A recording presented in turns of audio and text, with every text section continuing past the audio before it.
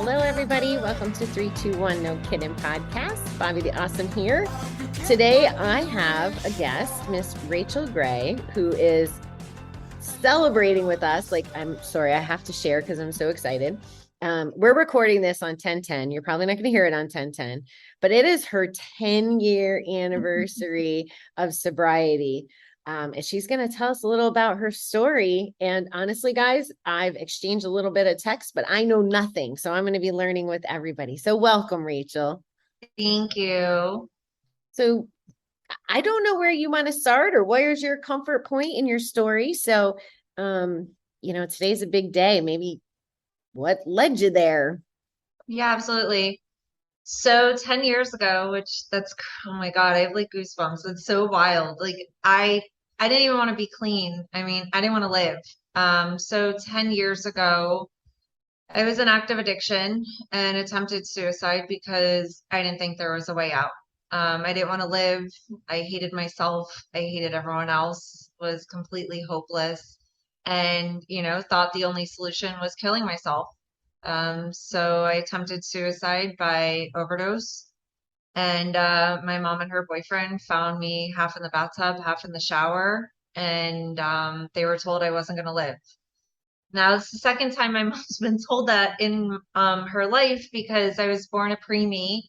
And when I was born, the doctors at the hospital told her to plan my funeral.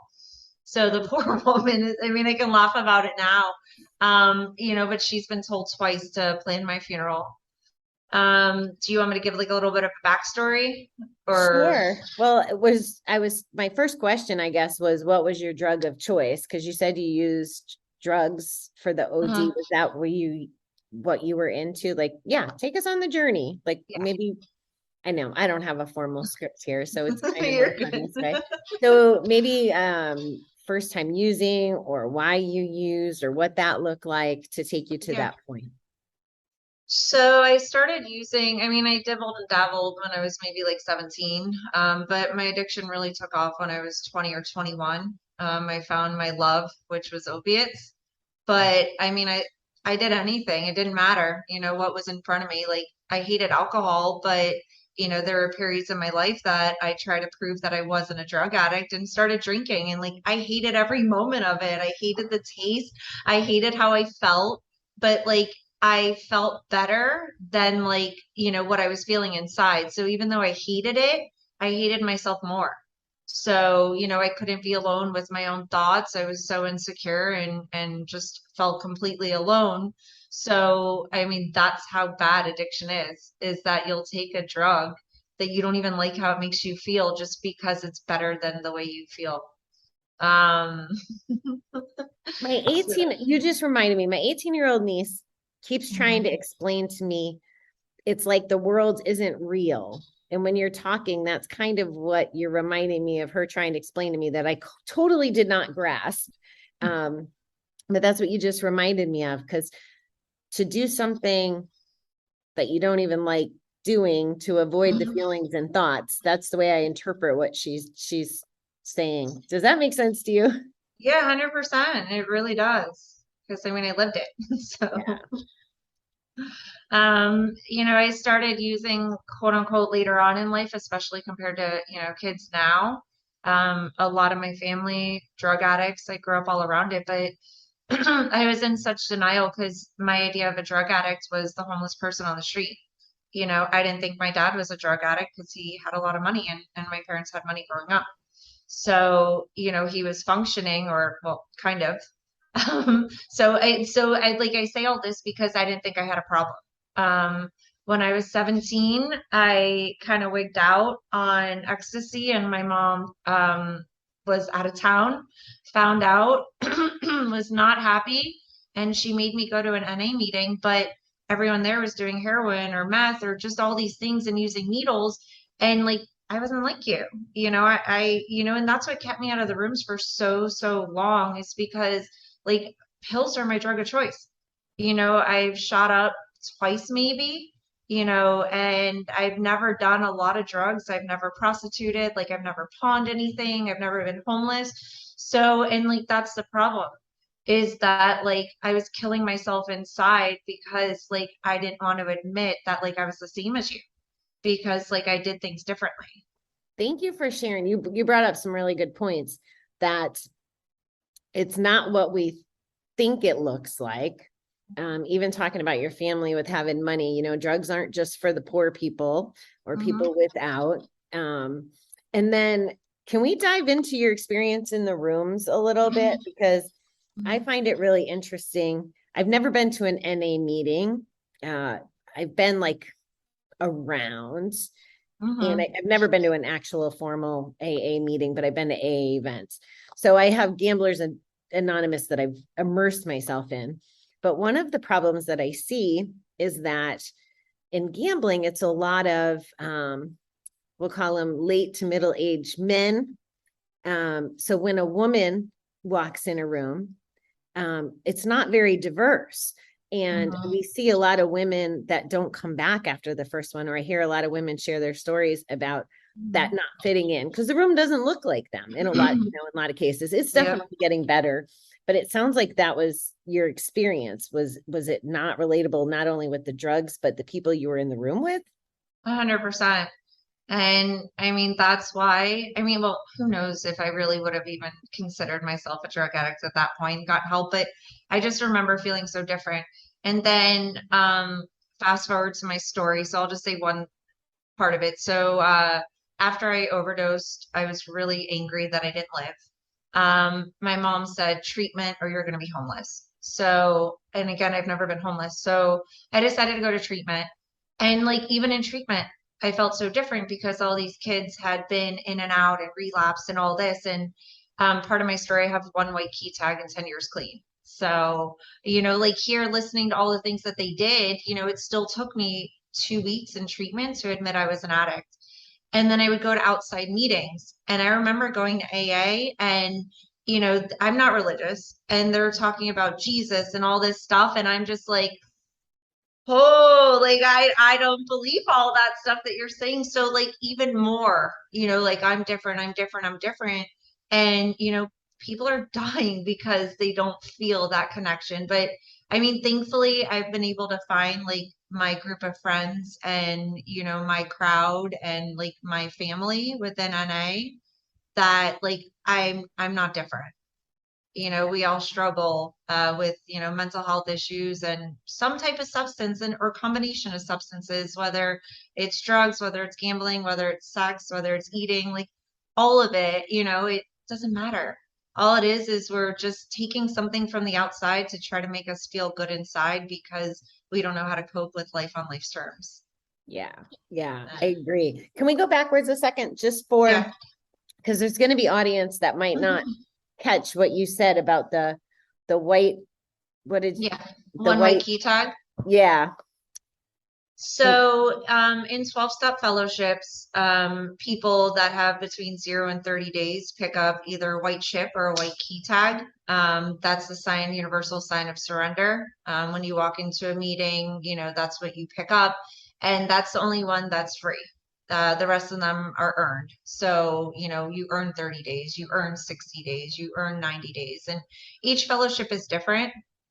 So today I'm picking up a 10-year key tag, which I believe there's one that says decade, but I'm not really that sure, but I feel like I've seen that somewhere. So yeah, they're just key tags to designate lengths of clean time. So let's say, God forbid, I went into the rooms, I picked up a white key tag, and let's say I picked up the next one for 30 days, and then I relapsed, God forbid, I would have to pick up another white key tag and say I surrender again.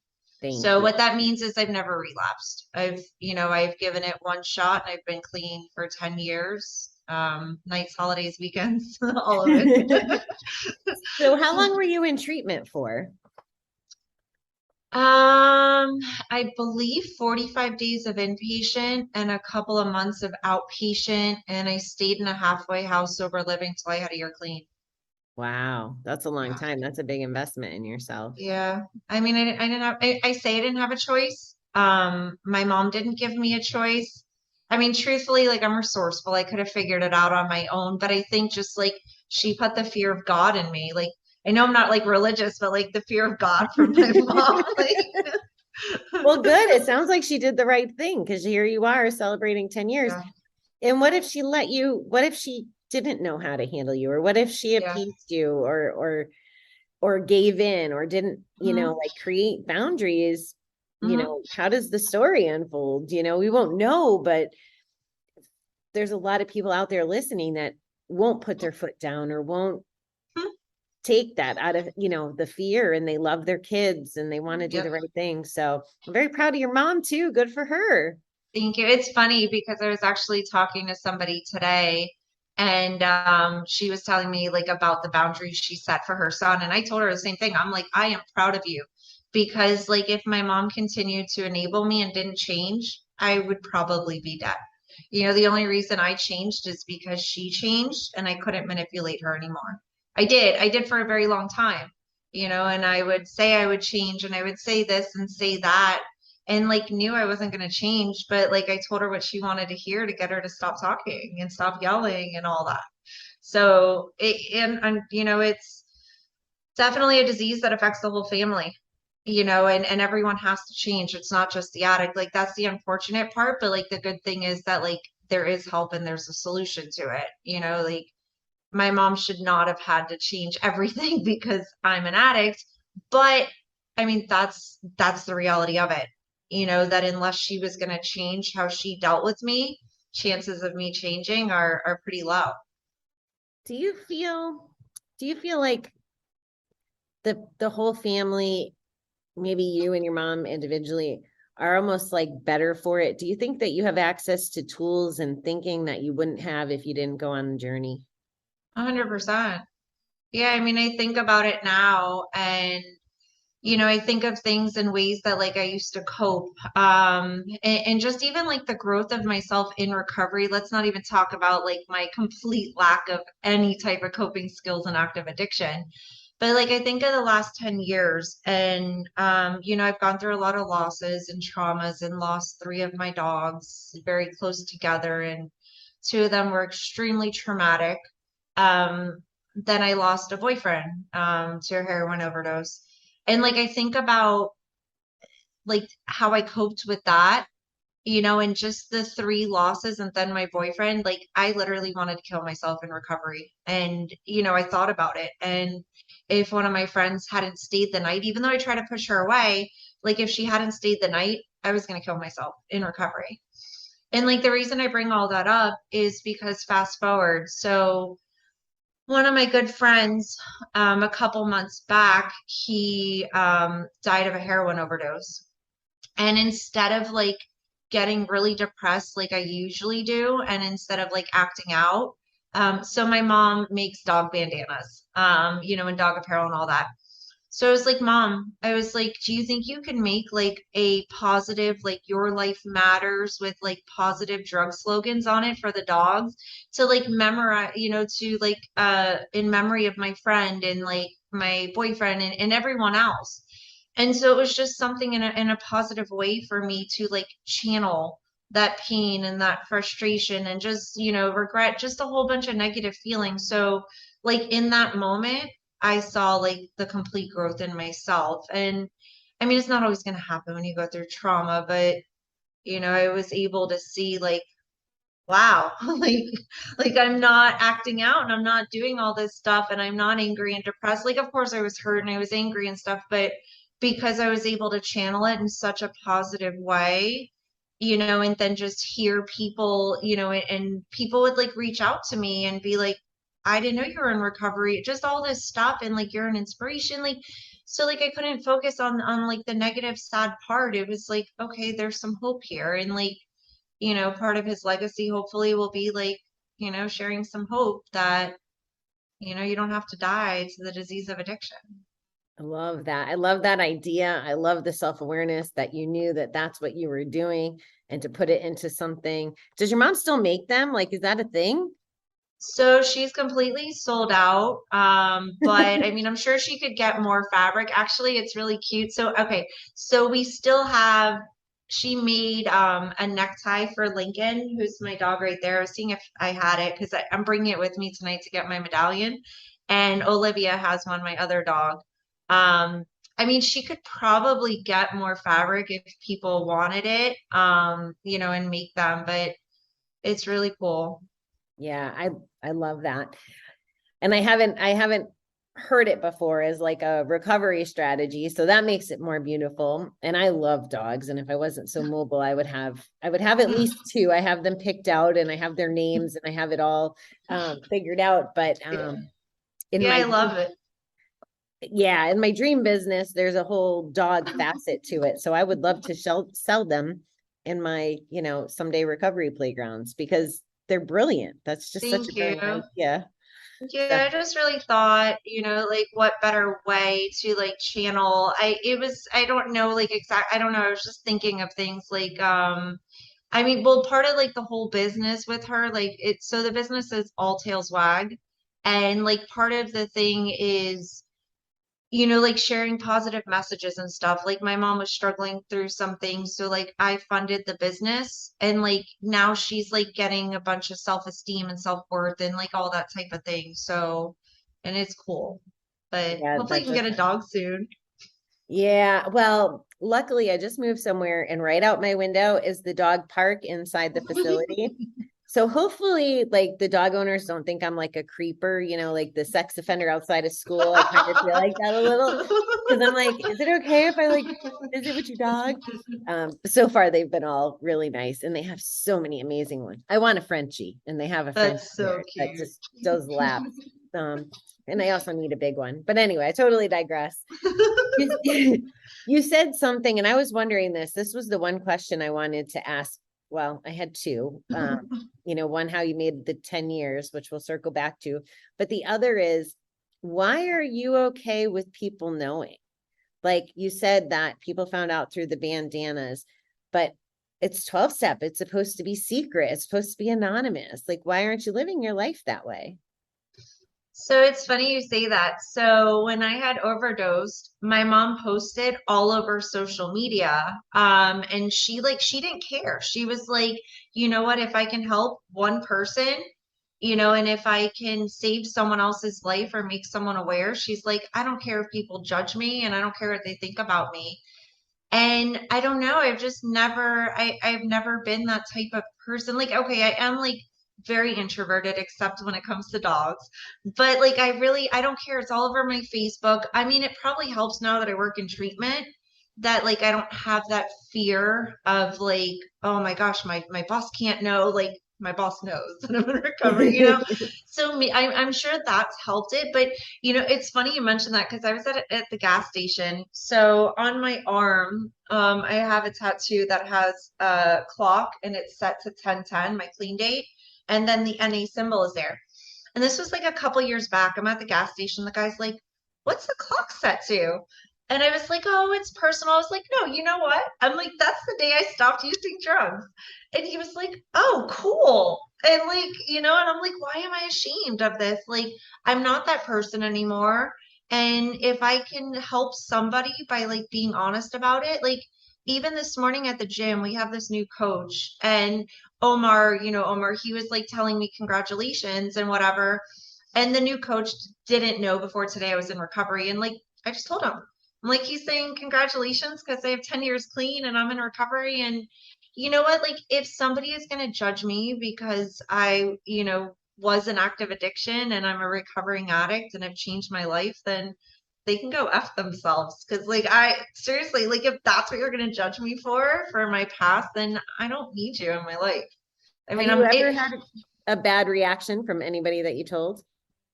I don't know. I mean, if so, like it wasn't anything significant for me to even remember. I mean, thankfully through the 10 years, like I've built, enough self-esteem. Like, I mean, don't get me wrong, things bother me, but like for somebody to think differently of me because I've I like of my past, like I could understand, okay, if I was that person in active addiction and like you didn't like me or you thought differently of me, like that makes sense.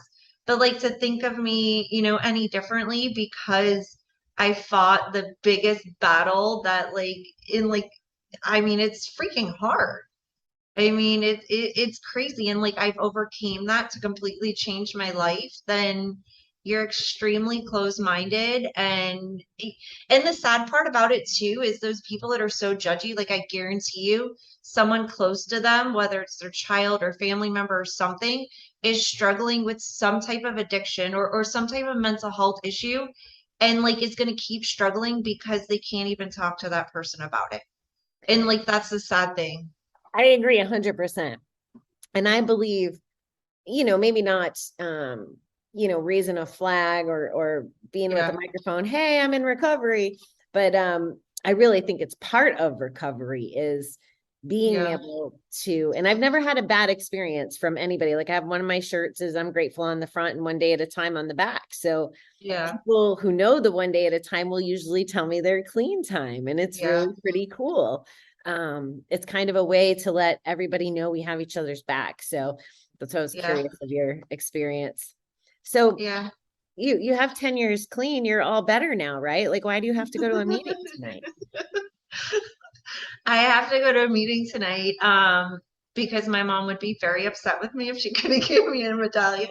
No, I'm just kidding. No, she really would be. But no, I mean, I have to go tonight to show the newcomer it works. Like it, and it's so crazy, like my sponsor is really, I wouldn't say she's hard on me. Like, I mean, I chose her to be my sponsor to call me out when like I'm not doing things not, when I'm not doing things I'm supposed to be doing.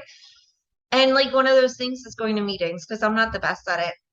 And she always reminds me, she's like, you need to go because like you have no idea, like something you can say can like change somebody's life forever, make a difference of like whether they're going to go out that night and use or hurt themselves. And I'm like, not that powerful, but like the truth is like you genuinely do not know. I think about it. I spoke at a meeting last week and then I went to another meeting last week where my really good friend, one of my best friends, picked up a medallion.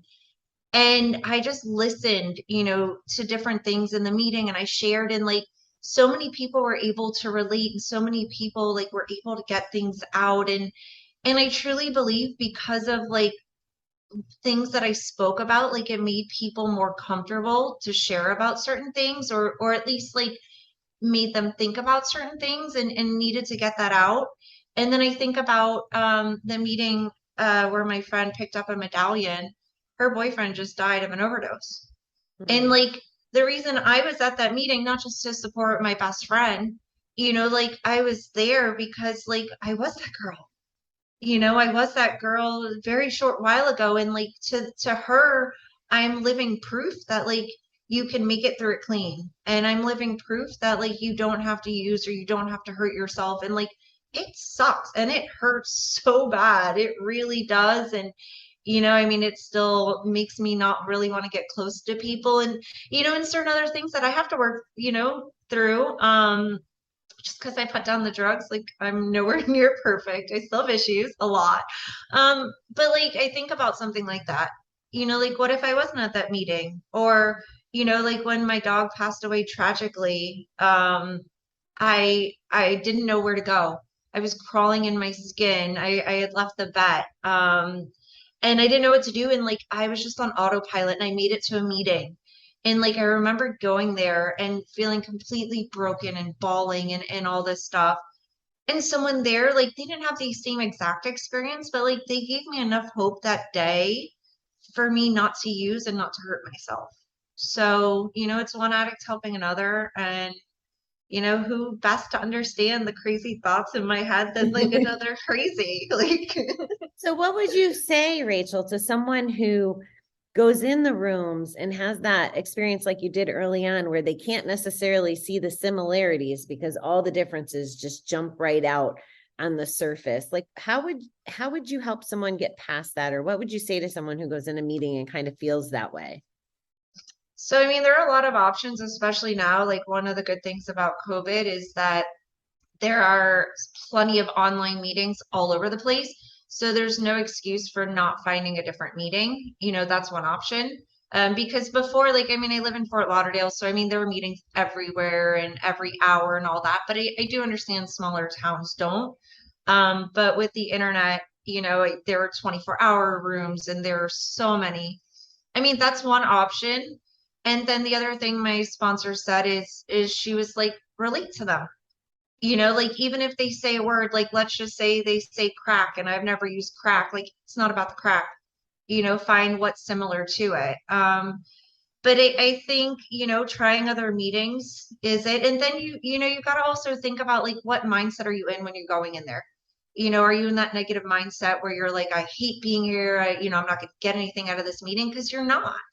If you walk in there completely closed off, like, I mean, yes, there's a chance, but like if you walk in there and you pray before you go in there, or just have like a positive outlook, or like, you put good things into like the world, like, hey, it's going to be a good meeting. Chances are it's going to be a good meeting, even if it's the same exact meeting, but like, depending on that mood that you go in there with. You said pray. I thought we weren't into all that Jesus stuff.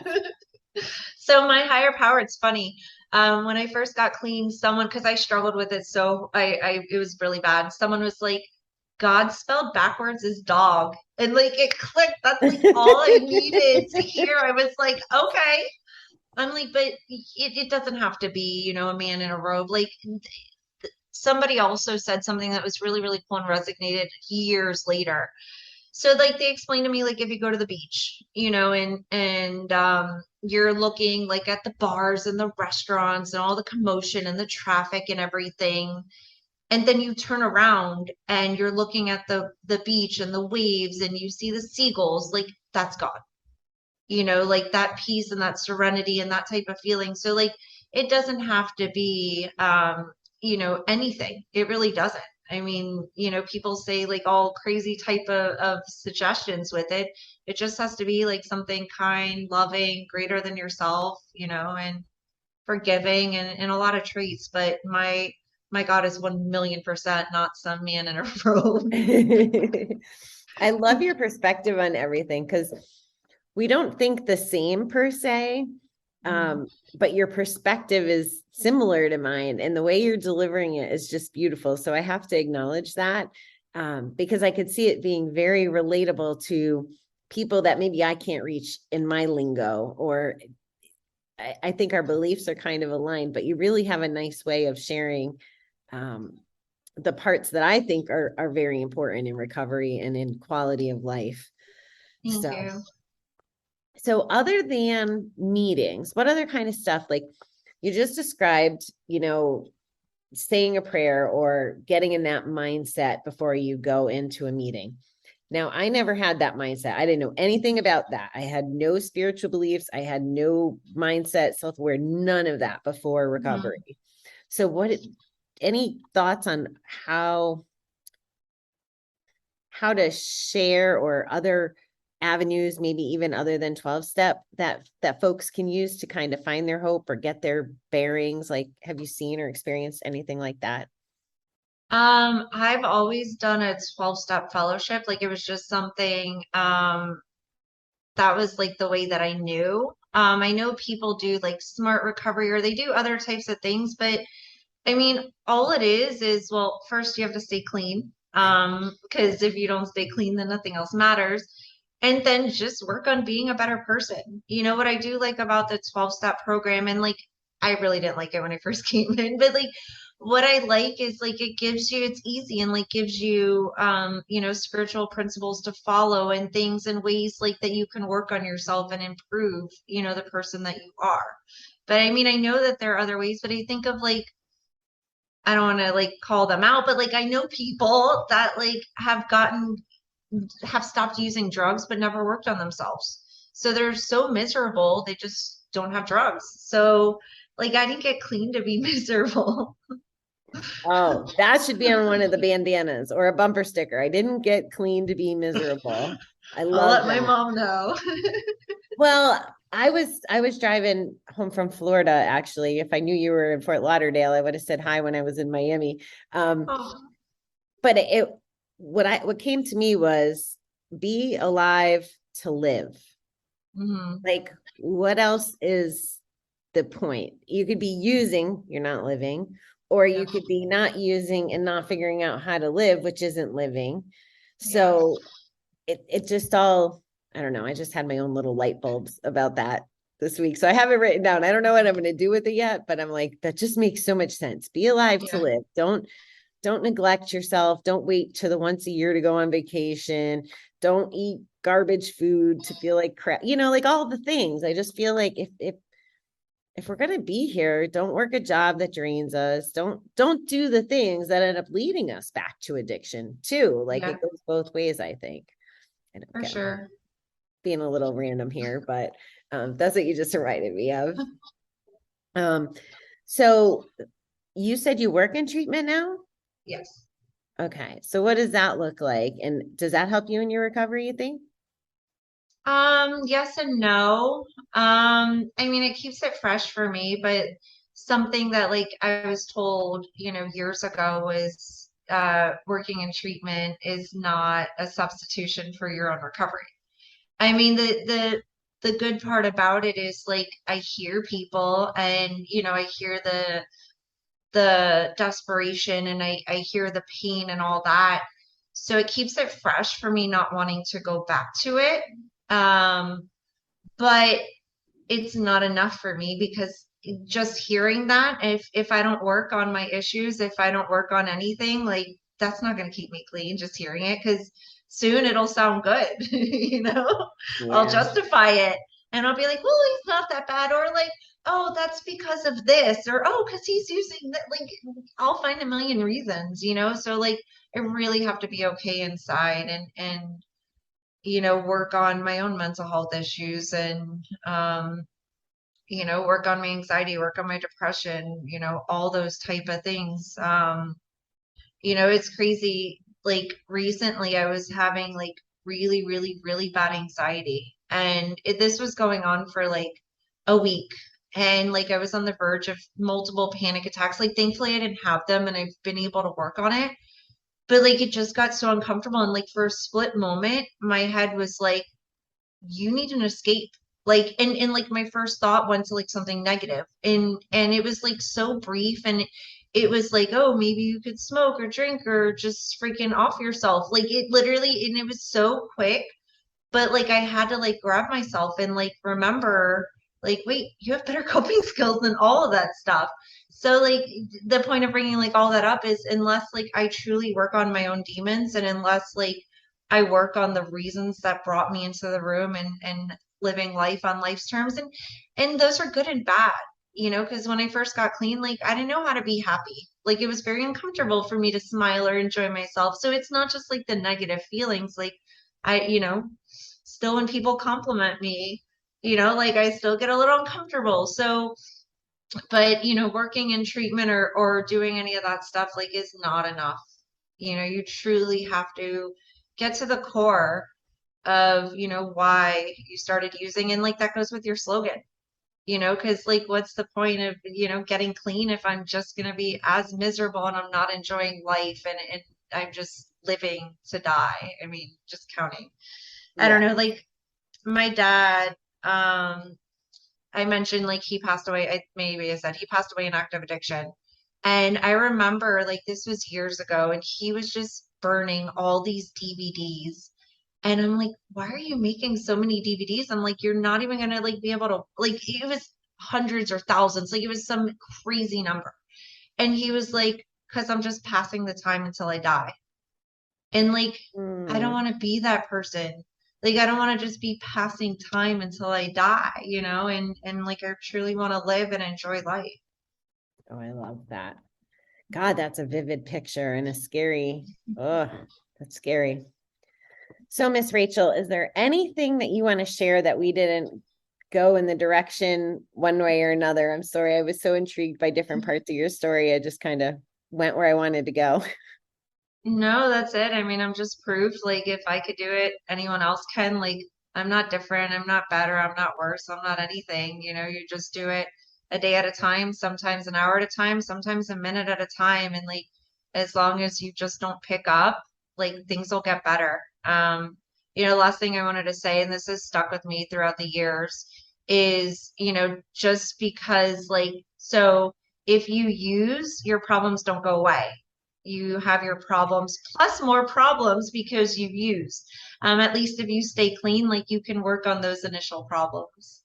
So thank you so much for having me in 10 years. Thank I you. know. I'm so excited for you. That is going to be amazing. I hope you have a great celebration tonight. You definitely deserve it. And like I said, we're honored that you spent your anniversary with us. That's a big deal. And you had some great perspective to share with everyone. So I thank you for that.